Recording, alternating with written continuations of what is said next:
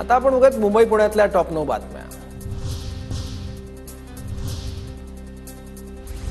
मुंबईत पुढील काही दिवस उष्ण आणि दमट वातावरणाचा अंदाज। मुंबईकरांची उकाड्यापासून सुटका होण्याची शक्यता कमीच। पूर्व पश्चिम द्रुतगती महामार्गावर राबवणार विशेष स्वच्छता मोहीम। 17 मार्च ते 22 मार्च दरम्यान दररोज रात्री 10 ते सकाळी 6 दरम्यान होणार कार्यवाही। दोन्ही महामार्गांच्या जोड रस्त्यांचीही स्वच्छता होणार। घाटकोपर वासियांना 27 मार्च पर्यंत पाणी उकळून आणि गाळून पिण्याचा मुंबई महानगरपालिकेच्या सूचना। भटवाडी परिसरातील जलाशयाची दुरुस्ती मात्र खबरदारीचा उपाय म्हणून सूचना।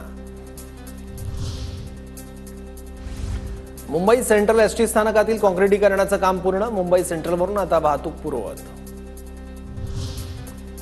जुन्या नादुरुस्त 72 बसेस पुणे एसटी महामंडळ भंगारात विकणार। 21 मार्चला 72 बसेसचा भंगारात लिलाव होणार।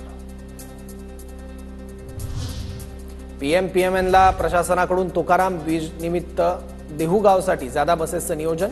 उद्या देहूगावमध्ये तुकाराम बीज निमित्त भाविकांची गर्दी होण्याच्या अनुषंगाने निर्णय।